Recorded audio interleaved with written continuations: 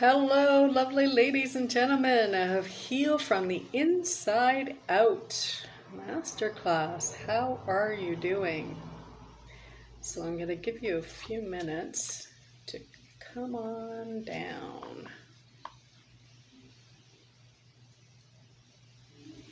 Just checking in. See if anybody's around.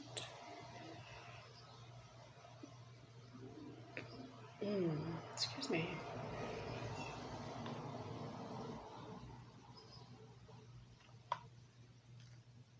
There's Joe. Hi, Giselle. How are you, lovely? It's been a while.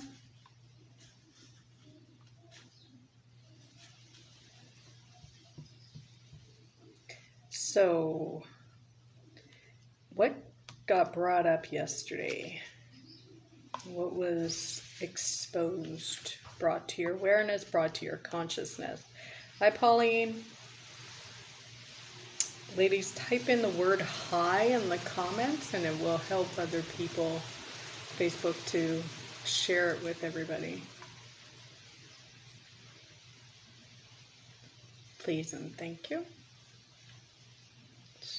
Okay, Alicia's here. Excellent. Grief and obligation. It's a big one. Yeah. Sabai is here. Saba. Sorry. If I'm killing your name, Saba, I apologize. So what got brought up for y'all doing the homework, if you did the homework, or even just listening to yesterday's masterclass? Is there areas that you need to work on, that you need to heal, that you need to, or you realize that you have healed in this particular area where it was an issue before? I'll share my experience shortly. But my thing that came up has been worthiness and deserving. I thought I healed that, and clearly it needed to come up again. Just another layer. Pauline saying what came up for her is pain in the body when I don't pay attention to my thoughts and my feelings. Ooh, it's a signal. Your body and pain is telling you something is wrong. Nicola's in the house. Hi, Nicola.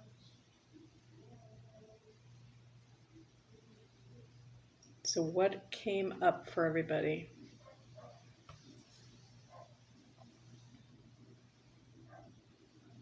Did you find the homework challenging?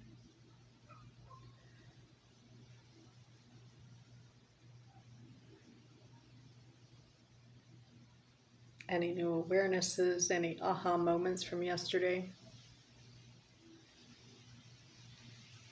We'll give it another minute before we dive into the information. How did you all like, and I apologize, I haven't gone over the comments from yesterday. Did you like the guided meditation at the beginning?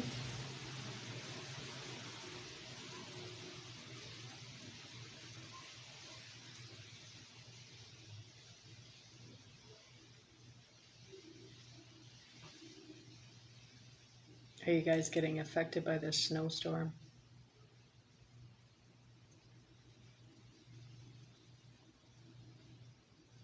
Yes, to the guided meditation. And yes, you did, Joe. Congratulations. Posted yours in the page.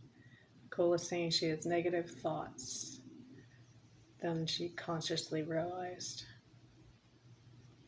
Yes. Excellent.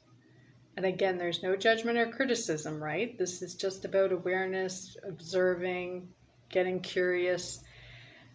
These are the little intricacies that if you don't pay attention, then they're going to just keep coming up for you.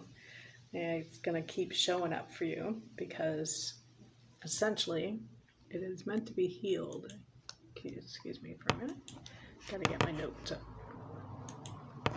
Oh, sorry. Sometimes technology can be a little challenging. My computer, for some reason, will not let me do Zoom. I pay for it, so now I have to do it on my tablet, which kind of sucks because it's got its own limits too. Okay, so yesterday we did the guided meditation and you met your higher self and we learned what we need to heal from the inside out and how the outside world reflects back to us what is going on in the inside at the subconscious level. So that's a pretty tight, succinct synopsis of yesterday's masterclass. So if you haven't seen it, I really highly recommend you do it. And I really, oh, it's going to suck because I cannot see on my tablet any of your comments. So I apologize in advance. If there's a question, please put a Q beside it, and then I'll try to address it on Friday for sure.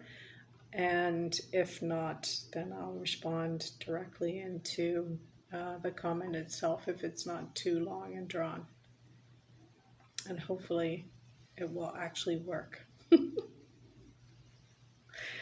So today ties in really nicely with the fact that we're realizing the outside world is a reflection. So mirror, mirror. When we look in the mirror, we see a reflection of ourselves. When we're in a relationship with someone else, we're also seeing a reflection of ourselves. So if you get this, it is going to make such a huge difference in your life because you're going to see everyone, every circumstance, every situation as an opportunity to heal what needs to be healed, to see maybe where you need to make some changes in your life or that you've healed already. I mean, everything is an opportunity, everything, if we choose it. If we choose not to, go through life and trying to understand what's going on and to be able to heal these things, then we can just go about our business. That's okay too. There's no judgment. There's never any criticism. It just is what it is. And it takes work and practice. So know that everyone is your mirror. And the greatest relationship secret, the only one you need is to transform all your relationships, is pretty much to understand this. Every single person in your life is your mirror. And what this means is that others will always reflect parts of your subconscious back to you, allowing you to see yourself, to grow, and to change the beliefs about who you are and about the other people. And when you do, your relationship will positively change as well. Now, abusive relationships are completely different. I'll address that at the end. But understand there are parts of the relationship that are trying to get you to heal something. And so when I went through my narcissistic marriage, I learned a ton. And I addressed this a little bit yesterday. And I did this whole post on it, and I wasn't in my personal power, and I wasn't setting boundaries, and I didn't even know what those two things were. I was able to get stronger, wiser, develop this more. I hired a coach, and with that I did a lot of healing. And with her, I also learned how to step into my personal power. And so there are reasons why people are in our lives. And a lot of times they're showing us what needs to heal. And again, or that you've already healed. But it's also with the positive qualities, it's something that you see in them. So this is why narcissists are really tricky, because you see the positive in them at the beginning and they are reflecting you.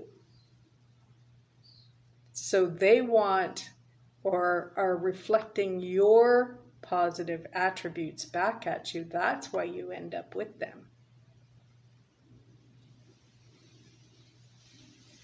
So there is some good in them. They just can't maintain it, which is really sad. So when we admire certain qualities in other people, that's part of us as well. Who you hang out with also represents part of who you are. So if you're around positive people and people that are really friendly and joyful and positive thinking and all of the things, then clearly you have some of those elements as well. And that's a good thing. And when you find yourself, so one of my coaches always says that, if you're surrounding yourself with people that have lots of money and they're in good relationships and they're having all these amazing life experiences, it is just means that you too have that. It's just not on this reality plane yet.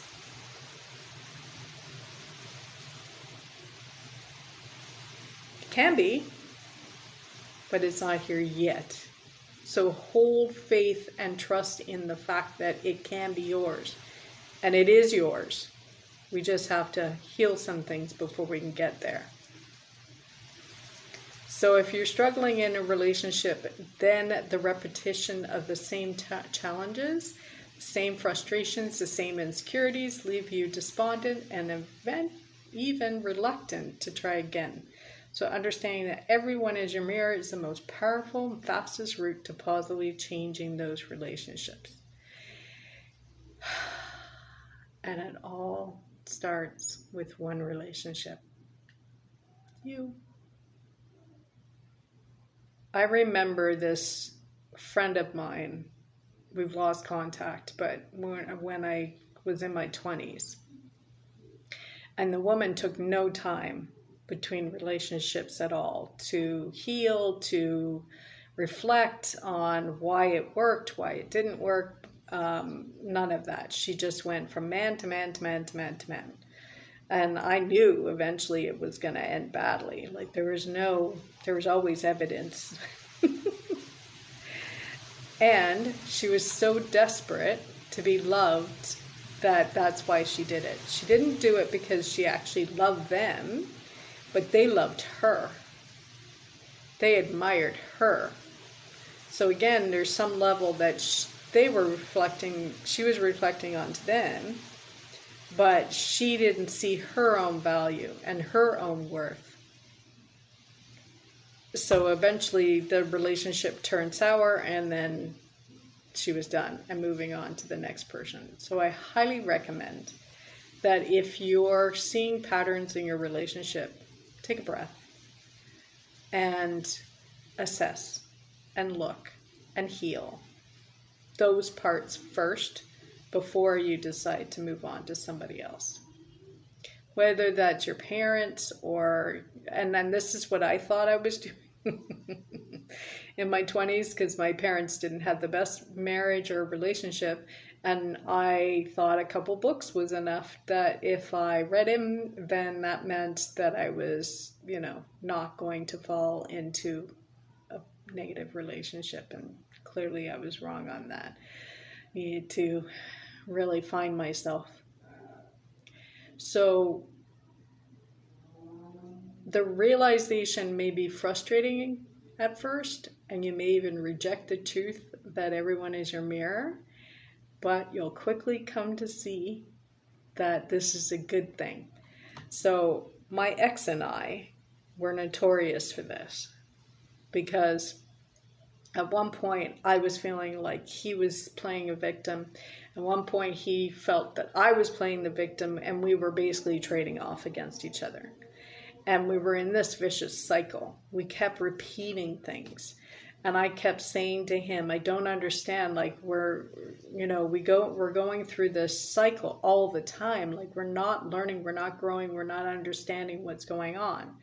And only until we separated did I start shifting.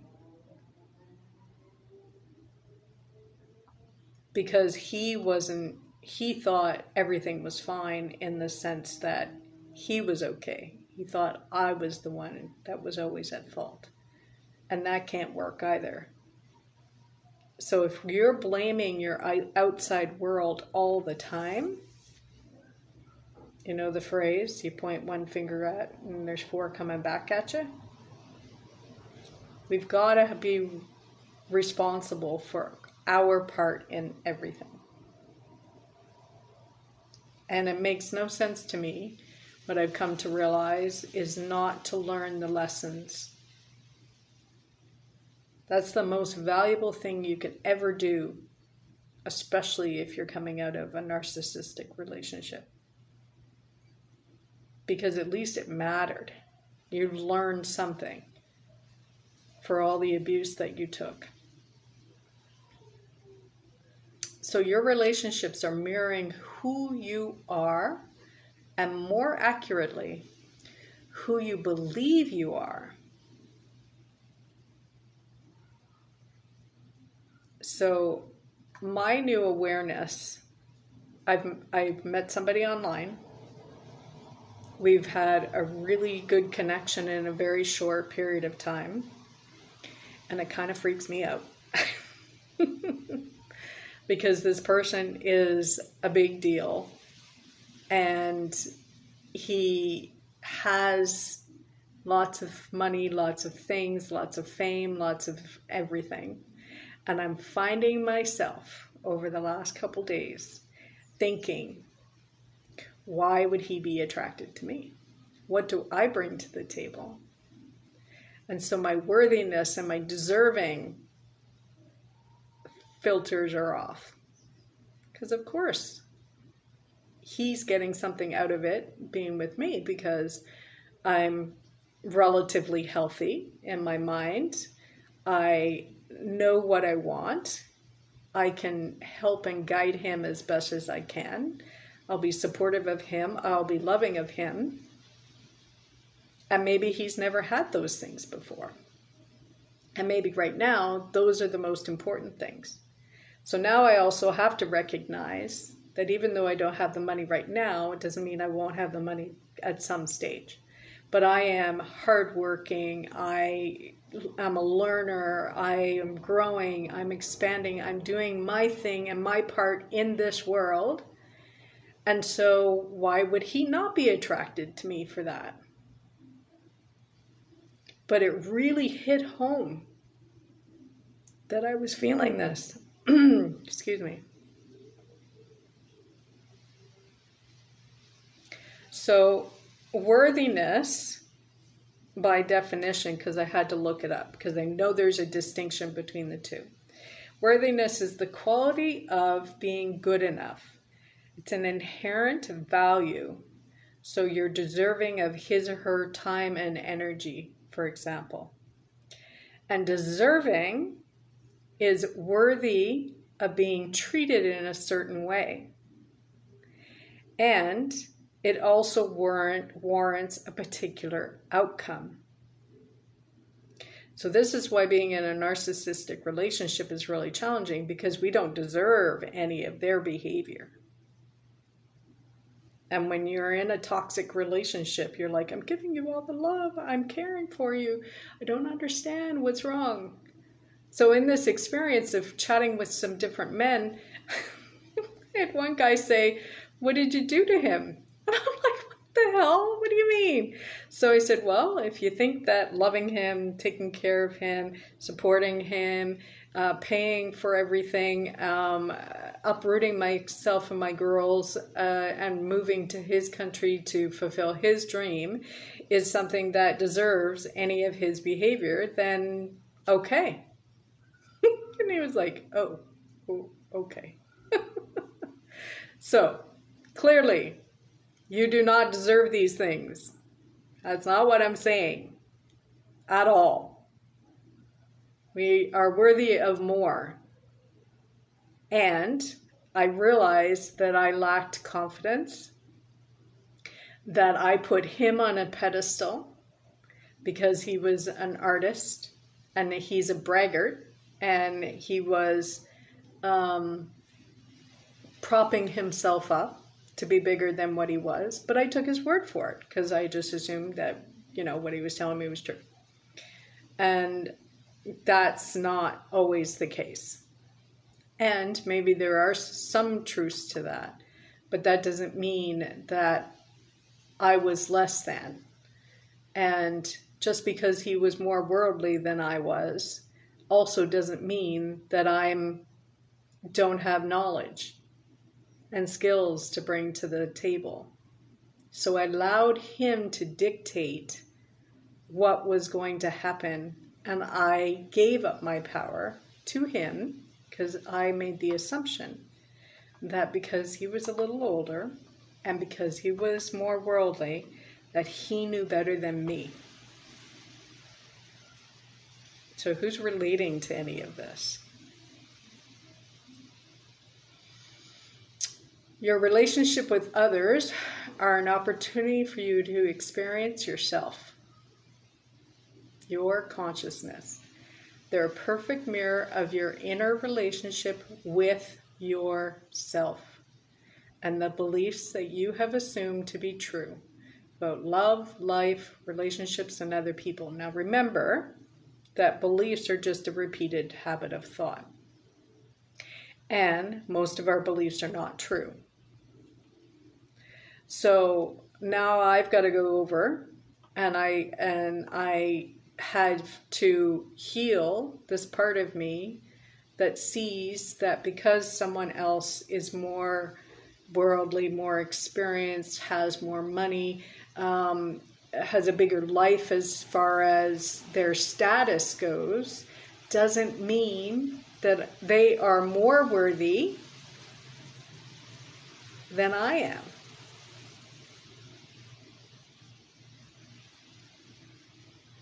I hope this is resonating with you, ladies. So these people are a perfect reflection of our inner relationship with ourselves. So everything you admire in the person is a reflection of some aspect of your inner world, and the same goes for what you dislike.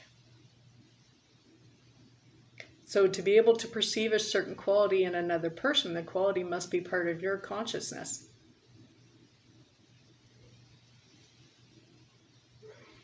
And the bottom line is that failed relationships is when one or both partners no longer stand to see themselves in the other person. And I started not liking what I was seeing in the victimhood of my ex. And I was growing and I was expanding and I was changing, and I wasn't seeing that part of myself anymore because I made a conscious effort 1 year to release the victimhood mentality. And so this was probably why we were basically 2 trains in the night that were passing, or 2 ships in the night that were passing. And it's okay.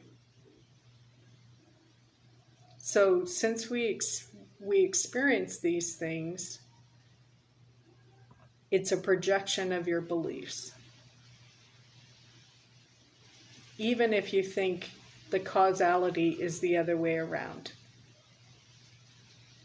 So if someone's, again, on your outside world, coming at you, making you feel a certain way, making you think a certain way, then we're attracting that. Because on some level, we believe it to be true.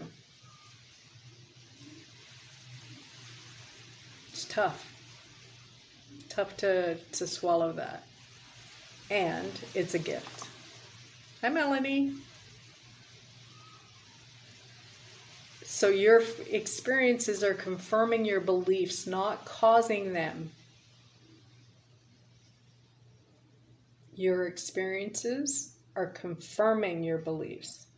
They're not the cause of them. And this creates something of a virtuous or vicious cycle, depending on whether your beliefs support a healthy relationship or not. So I'm going to give you a couple examples.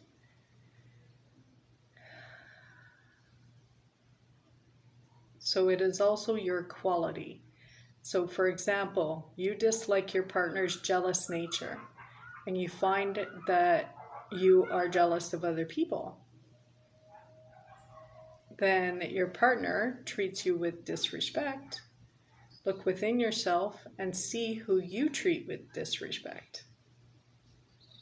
Maybe a friend, a family member, or people that serve you. If your partner's insecurities get you down, you may find you share those insecurities in some area of your life. And this could go into your business. It could go into all sorts of different relationships. It's not always the direct relationship with the person that's triggering you. So the reason why these qualities are annoying you is because they are also yours. Goodness. As long as you do not acknowledge them as your own, they will continue to frustrate you, while owning up to them provides you the opportunity to change them. Number 2, your beliefs about other people. So if you believe other people are not to be trusted, and you see qualities in your partner that cause you to lack trust, even if they are not necessarily untrustworthy, and if you believe no one truly cares for you, you find yourself in a relationship in which your partner fundamentally lacks in the quality of caring. So I clearly at some point didn't think that I deserved respect. And when I look back, I can see the pattern of that.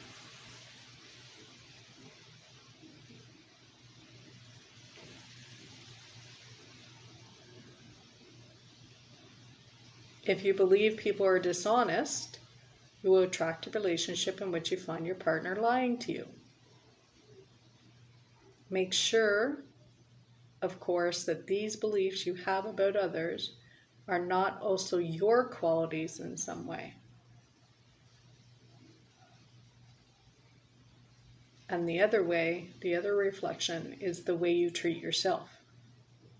So the last aspect of your consciousness that a partner may be mirroring back to you is the way you treat yourself or what you believe about yourself.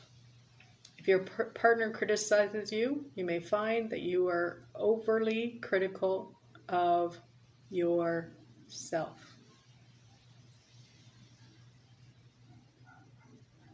I'm going to repeat that. If your partner is critical of you, you may find that you are overly critical of yourself.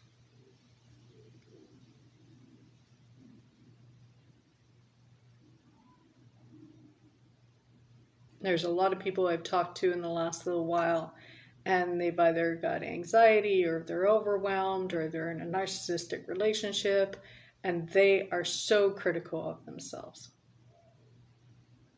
It shouldn't happen to me. Why is it happening to me? I could be doing better. I should be doing better. I should know better. I should be able to help heal this. All the things. Let it go. Let it go. If your partner ignores your needs, you may find that you too ignore your own needs. Are you taking care of you? Are you respecting you? Are you honoring you? If your partner disrespects you, ask yourself if you're respecting yourself. Now, this is really evident in a narcissistic relationship, because if you're in one, you're not respecting yourself. If you're still in one, you're not loving yourself. If you're still in one, then there's more issues than you realize, not worthy and not deserving and all the things. So emotionally and physically abusive relationships are no exception, because at the root of an abusive relationship, you usually find a severe lack of self-worth in the abused partner that is reiterated by your refusal to leave the abuser. That's a tough one to swallow. Tough.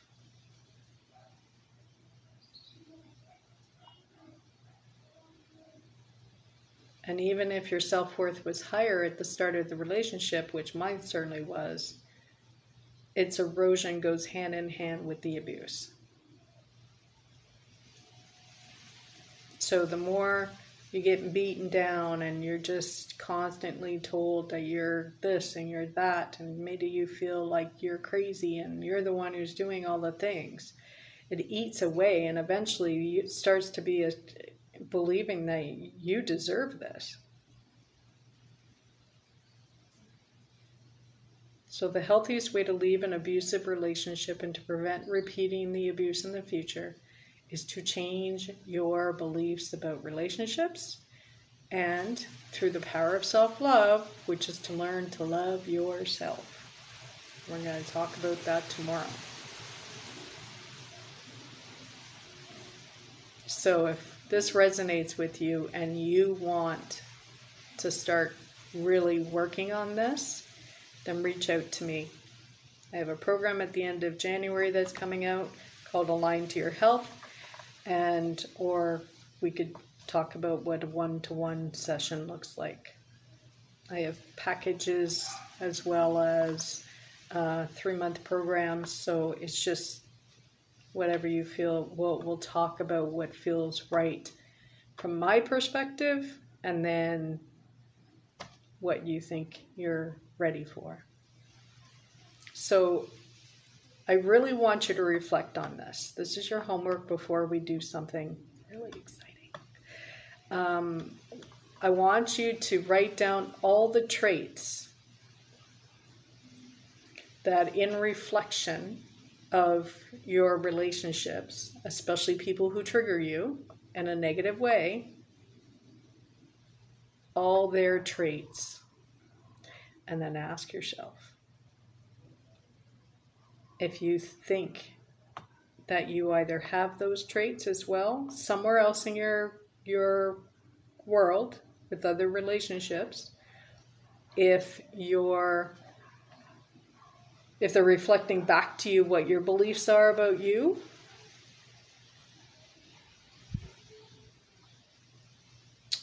or if you feel like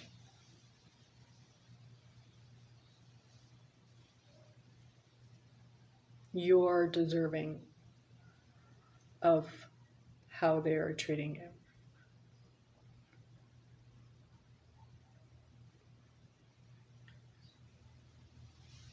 And then we're going to do an Akashic reading tomorrow, group session.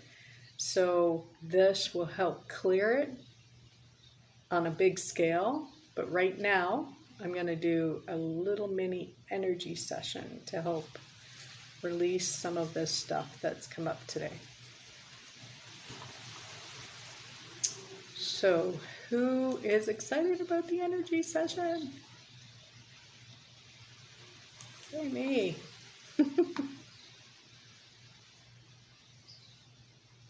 What's coming up for you, ladies? Those are here. So, okay, I can see my comments now. Pauline's saying she noticed she either feels disempowered or that she's not powerful enough to know when it comes to property management. And there might be a belief, Pauline, that you don't know what you're doing. Does that ring true? Alicia says she always loves my energy sessions. Yay! So what else is coming up for you ladies when we're going through this? Melanie's saying she's ready. Let's put some stuff that's coming up for you. Let's actually make it interactive so that you're going to get the best out of this.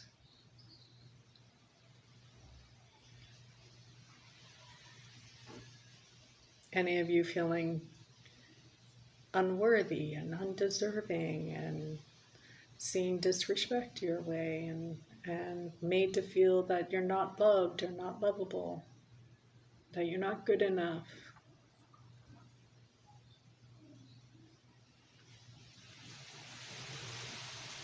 What's going on? There's a bit of a time delay, so I'll give you a minute.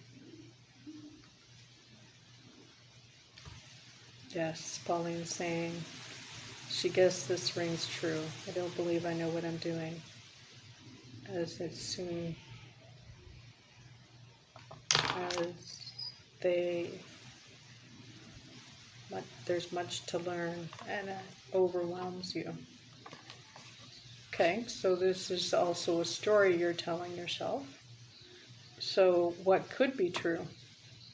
That you're doing the best you can right now and you'll learn as you go, and if they trust you, then you can be trusted to do the right thing because you're a woman of integrity and you don't want to not do a good job. Could that be true? Nicole is saying it's hard to write the traits when I can now see the person is a narcissist. Yeah. Yeah. If it's too soon, Nicola, it might be hard for you to see it that way, yeah.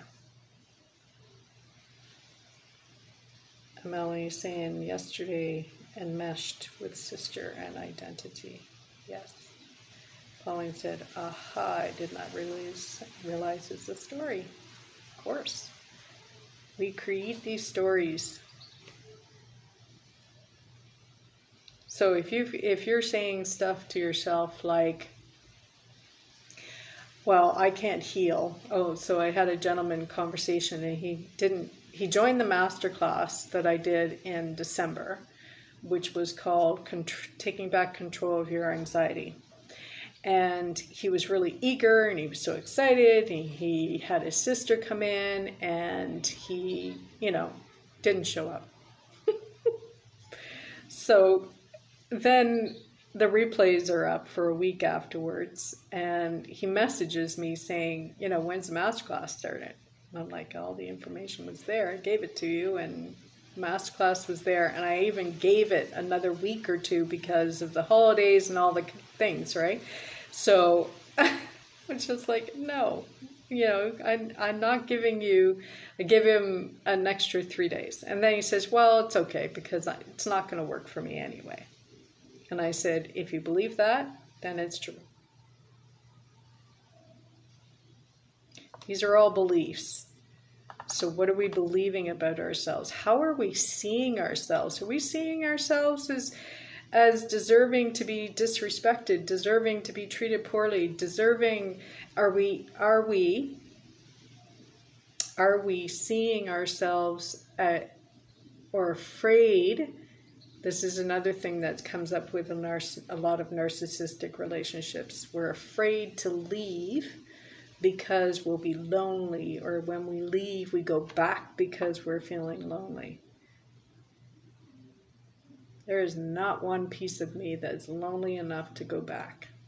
Not one. I like who I am. I'm comfortable in my own skin. I don't need anybody or anything. And I choose to have someone in my life. So that feels better to me than needing. And I needed my ex-husband before.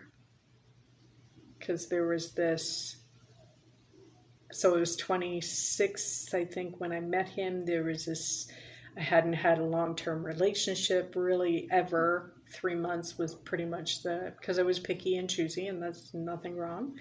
And he came along and he had a lot of the traits that I wanted, I thought. And so I was attracted to him, and things progressed, obviously. It was a year and a half after we met that we got married. And within a month of us being married, I remember saying we had this huge fight over something, and he left. And this was a big trigger for me because I felt rejected. I felt scared because I thought, oh my God, my marriage is over. And all these, he would emotionally cut me out of things and just cut me off emotionally. He would just not talk to me for a couple of days, and sometimes even weeks, and maybe even into months at some stages. So it made me feel insecure and that I did something wrong, because he would also then put it into my head that if I ever made him feel like he didn't want to come home, then he would leave. So he was constantly threatening me throughout our entire marriage that he would leave. And the last thing I wanted was for that to happen, because again, I married for a lifetime, I thought. And that's okay that it's not. Because now I respect myself enough that I don't need that kind of relationship. So if you're out of it, good for you. Take that as a good sign. And it's the best gift. And you can get better, and you can heal, and you can thrive, and on the other side of it. No two ways about it. So Pauline's saying she doesn't tell herself that she's the best enough. Or remind myself, yeah. That's going to be important for you, my friend. Melanie's saying she feels she has had an identity of being ill. Ooh.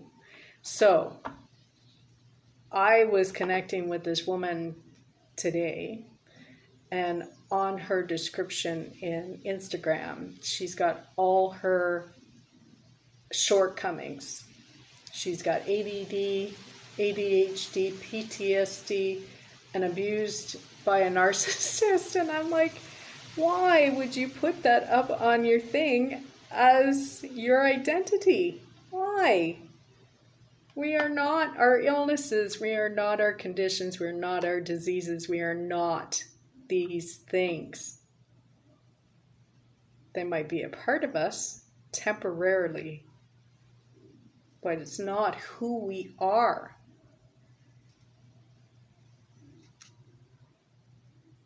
Melanie's saying under that, my belief something is deficient. Oh, that's a big one, Mel. That's a big one. Yes.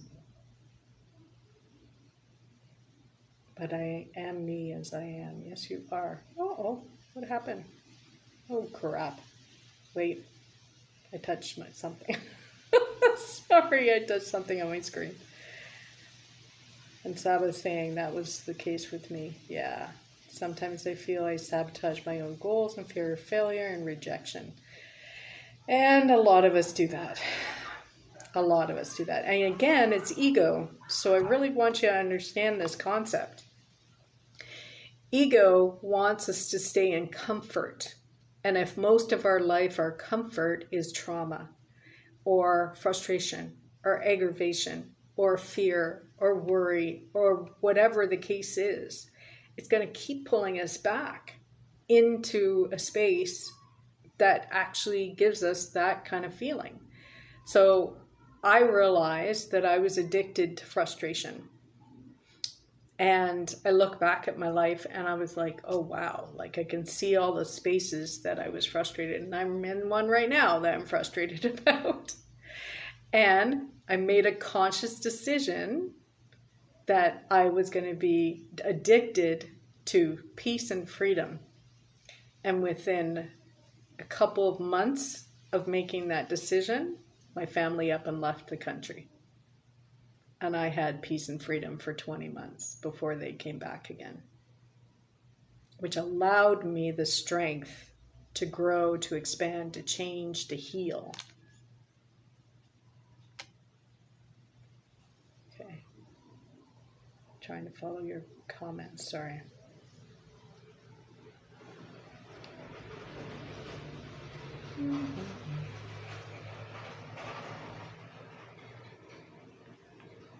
Okay, so Joe, you're not alone. Nicole is feeling the same thing. But you know, if we do it as a protect ourselves. Oh yeah, completely. So we're energetically protecting ourselves, but it's actually not helping us. We're just trying to avoid feeling the feelings. So what can happen is you have a fear of failure. So either you don't try at all, or you try a little bit, but then because you have the fear of failure and it doesn't work, you make yourself right. And because you made yourself right, now your brain has evidence that you're right. And so what's going to happen? You're going to keep doing it. Or you're not going to try again. You're going to throw your hands in the air. It didn't work. See? Told you. Of course. Why would I put myself through that again? Of course it didn't work. I knew it wasn't going to work. You made yourself right. And if you've been rejected before in the past, then of course you're in fear of that. And you're going to, ego is going to create a situation and a scenario that's going to say, okay, you're getting stronger. I see you. So let's put you in a situation. And are you going to back down? Are you going to step into a new identity that you deserve better? Or are you going to allow yourself to kind of test the waters and then be rejected again and get more evidence of that?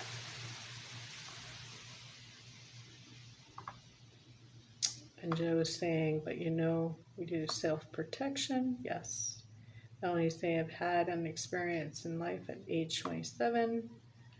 And Nicole is saying it's easier to sabotage yourself and know that it's how you failed rather than putting yourself out there and getting the rejection or being unsuccessful. 100%. And it both hurts. So if you never put yourself out there, then you stay stuck. You don't move, you don't advance, you don't grow, you don't change. And that hurts. I've been there and it hurts. We don't want to be there. We are meant to grow, we're meant to change, we're meant to evolve. So, you put yourself out there, you fail? What's the big deal? You're going to be okay. Everything's okay. It doesn't mean anything. It just means that it didn't work. Again, we're creating a bit of a story around it, whatever that is, because we have evidence in the past that that's the truth. And that's the belief that gets locked in. I had someone say the other day to me, all men are narcissism. That's not true. Not even close to being true. There's 1 billion people on this planet. There's got to be some good men. There has to be. I believe that with all my heart. That's why I'm putting myself out there again. And we got to weed through the bad in order to get to the good after we've done the work and healed ourselves, because we do not want to put ourselves back out there when we're unhealthy, because we're still going to attract that same unhealthy person again. I hope this is landing for you, ladies. May I be addicted to peace and freedom. Yes. All is well. I am well. Yeah. So the biggest mantra I had for a very long time, which I still do, is everything's going to be okay. I'm okay. I can be strong enough to go through failure. I can be strong enough to be rejected. I can be strong enough to have an unsuccessful moment. None of us are perfect. We're all learning. We're all growing if we choose. Yeah, but oh no, but did it again. Yeah, so that yeah, but is us trying to, it's taking us out of our power, is what it's doing. Because we're trying to explain, justify, or get us to see our point, and our point hasn't got us where we want to go. So there's that shift that needs to happen. So what if you come across aggressive because you're frustrated or not heard? Yeah, there's anger there, Joe. So this can happen, and it's because you've bottled things up for so damn long. And you were feeling invisible because it's felt safer to be invisible. So you got to give yourself some compassion, right? So there's an emotional scale. I don't know if you guys, ladies, are aware of it when it comes to Abraham and Hicks. And it talks about, okay, so I think depression is the bottom, and then the next one above depression is anger, and then the next above that is frustration, and the next above that is something else. So we want to go through all these emotions, feel the feelings, and climb up that scale until you get the happiness and the joy and the bliss and the excitement. And we can have it all. We've got to do the work, though. And sometimes the work can be uncomfortable. Affirmation sample. Everything's going to be all right. Yeah. You know that song? Everything's going to be all right. It's going to be okay. You're going to be okay. Okay, so since we went off on a tangent, which was great, we're going to do the energy session. So you're going to get nice and comfy. You're going to close your eyes. Have a little water before.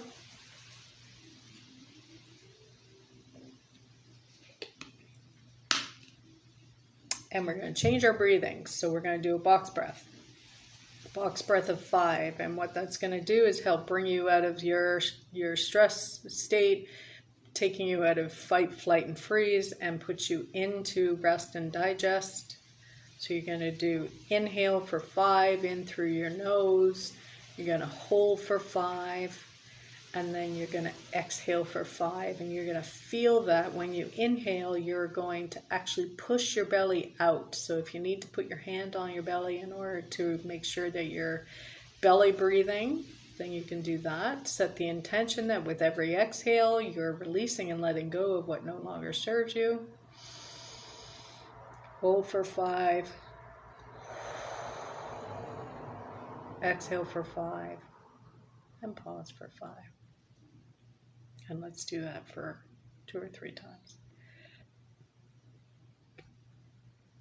And then as you're doing that, I'm going to get you to vision roots coming from your seat and the bottom of your feet, wrapping around a beautiful large crystal of choice.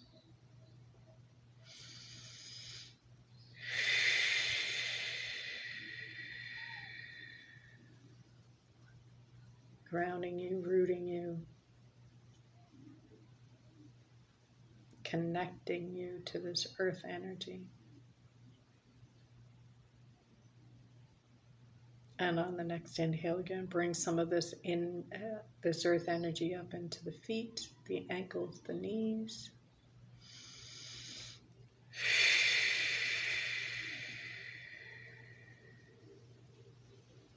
And from the knees into the pelvis, solar plexus, and into the heart.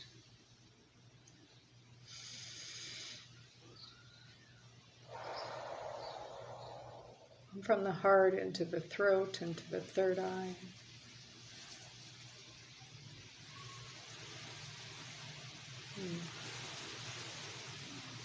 And then next deep inhale from the third eye into the crown, going up, up, up to God, Source, the universe, your higher power, for blessings, and returned as this beautiful white love light energy coming down through the crown.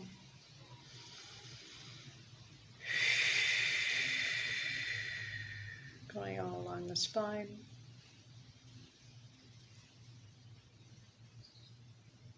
Igniting all your chakras, your energy centers, and settling in your heart space. Loving your heart, expanding the heart, healing the heart.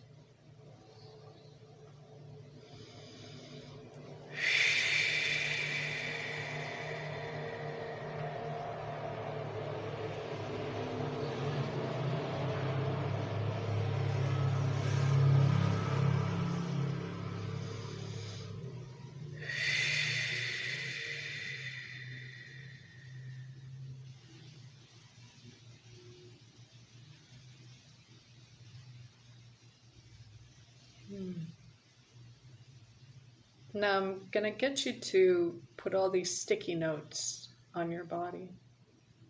And on these sticky notes, for sure, is not good enough, not deserving, not worthy.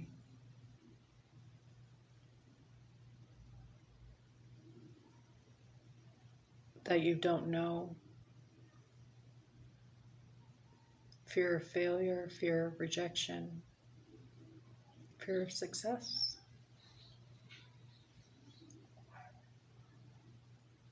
And anything else that comes up for you. A story, a belief, any thoughts, feelings, or emotions.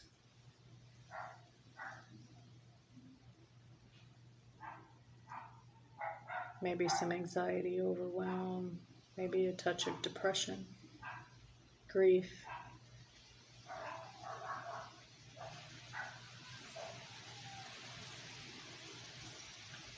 Maybe some anger, hatred, disgust,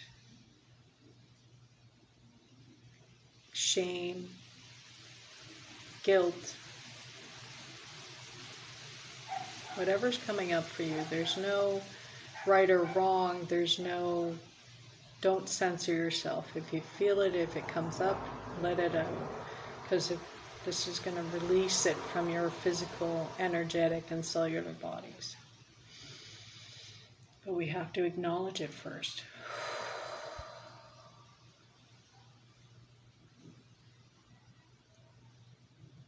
Maybe fear of being alone, loneliness.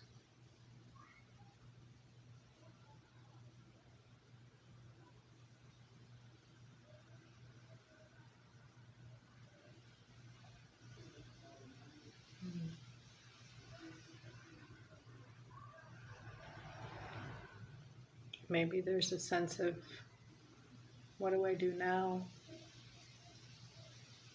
Codependency.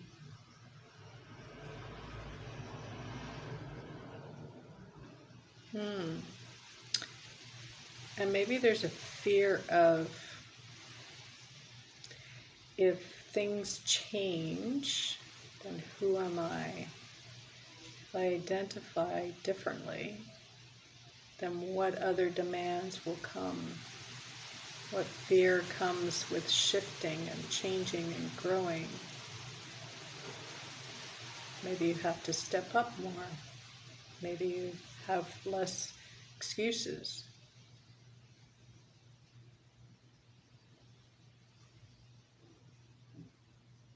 Maybe you have to be more responsible.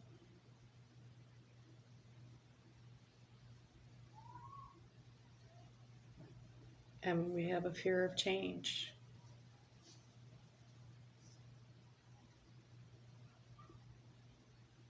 Whatever you're seeing, sensing, feeling, or just knowing. Put it all over these sticky notes.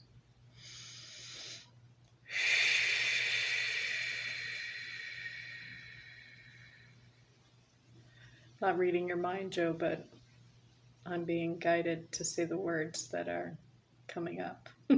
Channeling it. So your source knows. Your guides know.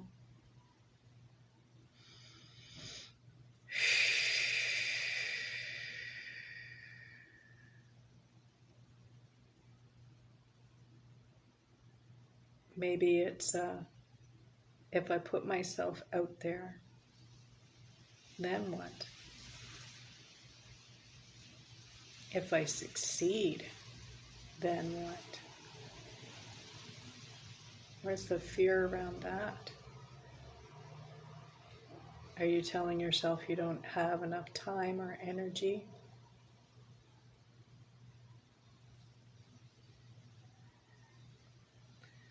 Or is there someone in your world gets healthy, then maybe you're not going to feel needed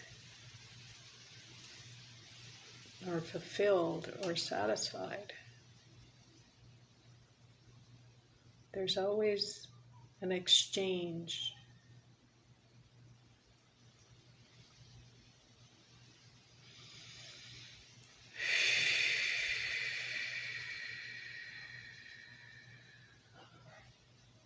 Acknowledge them all.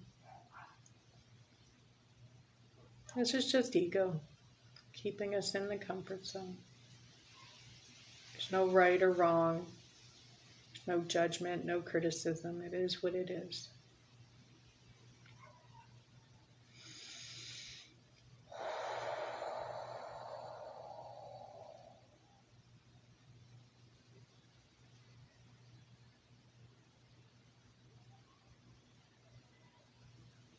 Now I'm going to get you to see a whirlwind or tornado or hurricane-like wind surrounding you from the top of the head, down the body, down to the toes, surrounding you, pulling these thoughts, feelings, stories, and beliefs out of you, out of your cellular bodies, out of the physical body, out of the energetic bodies.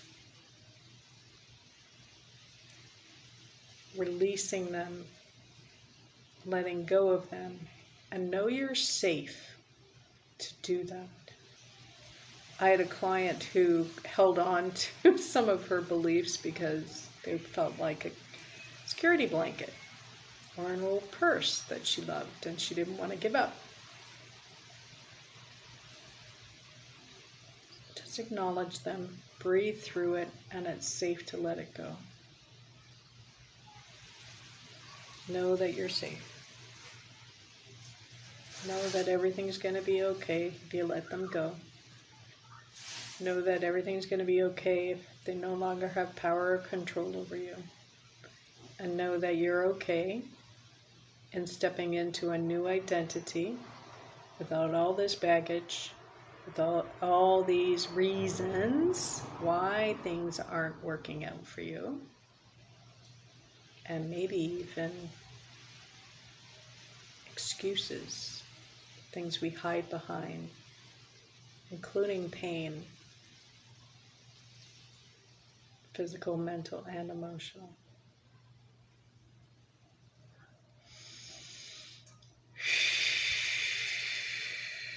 Pulling them all out into this vortex, energy, wind, and allowing them to fall down, down, down into Mother Earth for their blessings, changing, transmuting, turning darkness into light and love.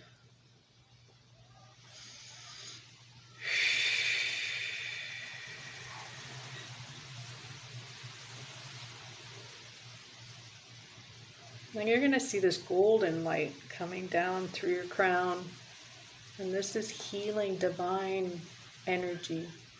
I usually see it as liquid. You could see it as light or liquid coming down through the crown. Filling up all the gaps and the spaces left behind from these thoughts, feelings, stories, and beliefs that were released and let go safely and securely and lovingly. Coming down the crown into the back of the head, the neck, the shoulders, down the shoulder blades into the low back, down the back of the legs to the feet.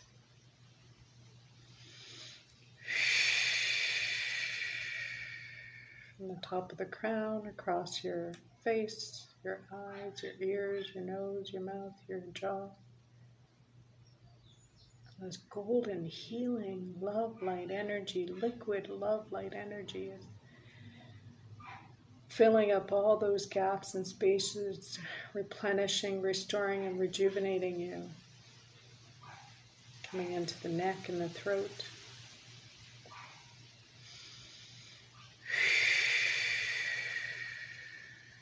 Coming into the upper chest, down the arms to the fingertips.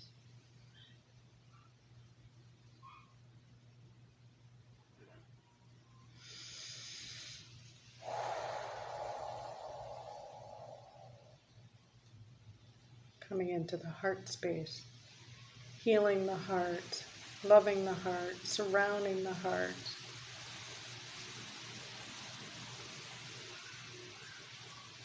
Restoring, rejuvenating, and replenishing the heart.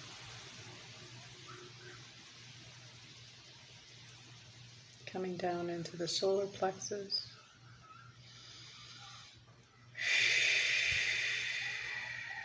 Healing anywhere we're out of our personal power. Healing the old identity. Allowing us to step into the new. Stronger, wiser, more aware, more conscious, healthier human being.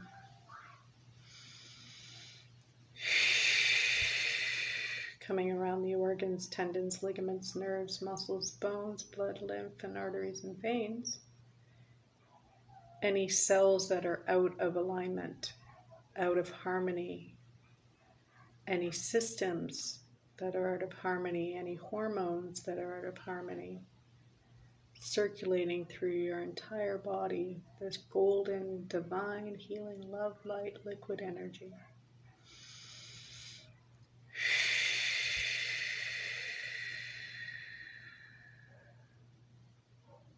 Coming into the sacrum, sacral chakra.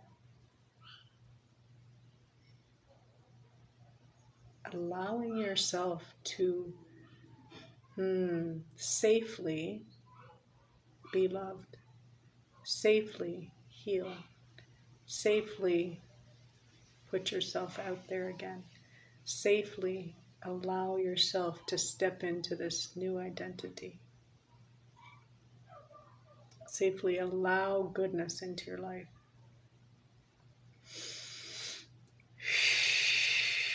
Coming into the root chakra, bottom of your tailbone.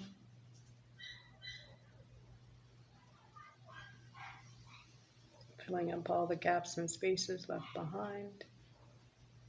And coming down into the legs to the feet.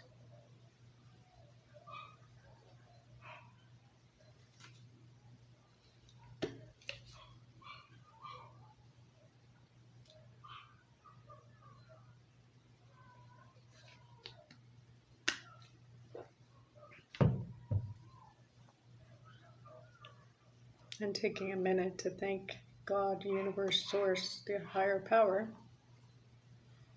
for this healing, for this releasing of what no longer serves you.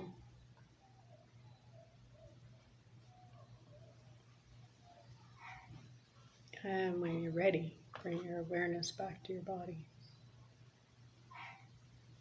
Odysseus.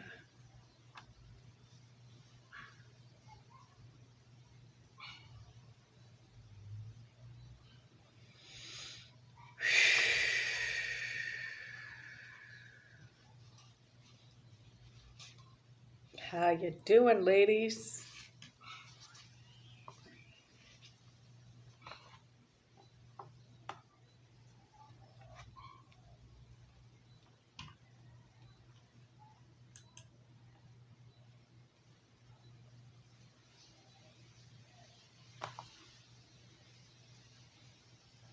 You're very welcome. So it feels like a meditation, but it's actually a healing. This is part of the energetic healing that I work with my clients. It goes deeper than this. So some people do it and it's in complete silence. I find that silence can be too much of a struggle for myself as well as others. So I channel what I sense and feel for you. And then that's what gets put onto those sticky notes. At least you got lots of yawning and burping. So if you made any noises, farting, burping, coughing, any of that over the now during the session or moving forward over the next little while, this is a sign of release. So it's a good thing. It's a really good thing.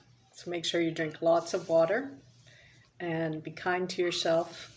And again, continue on from yesterday where you're paying attention to the mind chatter. Pay attention to what you're telling yourself that wants to be released and healed. Yay, Pauline, let go. Awesome. Mel is saying fabulous. Wonderful.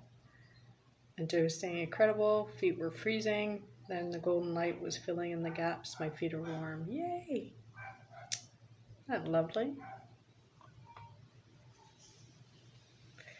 So ladies, tomorrow, day 3 already. My goodness. So this will be the best love relationship that we can have. Question, how do you get into the healing world? What attracted you? Oh, yeah, Pauline, I got to step more into the healing world because I am very science-brained and I sometimes know I'm holding back from the healing world because it seems a little too woo-woo. How did I get into it? Good question. So it was purely from a selfish reason in the sense that I desired to be able to go online and I couldn't figure out any other way except for coaching. And then I love to help and heal. So I translated craniosacral therapy, which I do in my clinic as well as my clients, into a service online. And I had tested it out on 6 different people and they were getting results and they were feeling better. And so I thought, well, if it's working for them, then why can't it be a service? And the impetus behind it is that my girls, when we were still having a relationship, were pursuing a tennis career. And it required me as their massage therapist to travel with them. And so I needed still to make money because it costs a lot of money for them to be able to be away for a stretch of time, to be able to travel and all the things. And so this is what I desired. And although it was helping, I felt like I needed more. So then I added another part of it, which is this part. But I've made it my own. So the sticky notes part wasn't on there. He did everything in silence. He just kind of talked us through some basics and gave us what it is. So I hope that answers your question. And now I also know that science is caught up to the energy world. I've always known there was energy, and I've always known, I just didn't know the terms and I didn't understand. I've been giving out energy for my entire career. Didn't know it. It's just who I am. So when I give massage, my clients often can't tangibly say what makes the difference, because they can't, they sense it, they feel it, but they're not sure what it is. And I didn't either, quite honestly. You're very welcome. So ladies, if there's any questions, we're going to do a question answer period on Friday. If you want to join me, it's going to be on Zoom. So same time, 3 o'clock Eastern Standard Time, 8 p.m. GMT time. If you want to join me, I will be putting the link in.